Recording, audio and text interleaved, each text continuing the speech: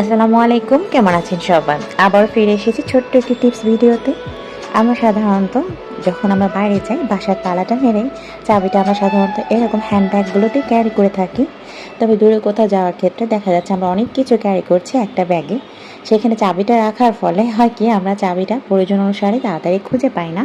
সেক্ষেত্রে ছোট্ট একটি টিপস ফলো করলে আমরা কিন্তু বেশভাবে চাবিটা তাড়াতাড়ি খুঁজে পাবো। একটা সেফটি পিনের সাহায্যে ব্যাগের যে কোনো পাশে আমরা এভাবে আটকিয়ে নিব। তাহলে খুব দ্রুততার সহিত আমরা কিন্তু চাবিটা খুঁজে পাবো। বারবার আমাদেরকে সময় অপচয় করতে হবে না এবং চাবিটা হারিয়ে যাবার যে ভয়টা থাকে সেটাও থাকবে না।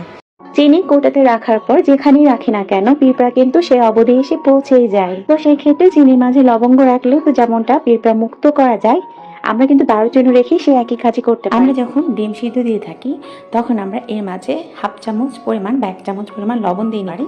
কারণ আমরা যদি লবণটা দিয়ে ডিমটা সিদ্ধ তাহলে ডিমটা যেমন ফেটে যাবে না।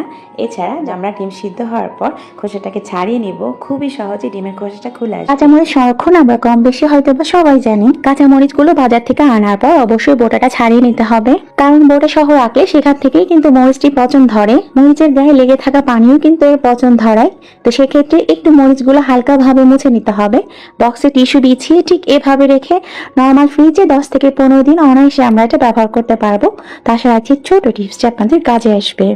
চুল ঝরে পড়া ছেলে মেয়ে উভয়ে আমরা এই সমস্যায় কিন্তু ভুগে থাকি। শীতকাল আসলে ঠান্ডা আর্দ্রতা এই সমস্যাটা আরো বেশি দেখা দেয়। সেক্ষেত্রে ঘরোয়া কিছু উপায়ে আমরা কিন্তু চুল পড়া রোধ করতে পারি। সেক্ষেত্রে আমরা যা করতে পারি, চায়ের লিকারকে ফুটিয়ে সেটাকে ঠান্ডা করে নিব। এরপর নর্মালি আমরা যেভাবে শ্যাম্পু করে থাকি, শ্যাম্পু করার পর আমরা অনেকেই কিন্তু কেমিক্যাল কন্ডিশনারগুলো ইউজ করে থাকি। সেক্ষেত্রে এটা মাঝে মাঝে চুলের জন্য কিন্তু ক্ষতিকর হয়ে যায়। আর আমরা যদি ন্যাচারাল যে পদ্ধতিগুলো রয়েছে এগুলো অবলম্বন করলে সেটা কিন্তু বেশি ফলপ্রসূ হয়। যেমনটা এই যে চায়ের লিকারটা দিয়ে আমরা নর্মালি চুলটাকে ধুয়ে নিব। এতে কিন্তু চুলের মাঝে অ্যান্টিঅক্সিডেন্ট বৃদ্ধি পাবে এবং আমাদের চুল পড়া রোধ করবে।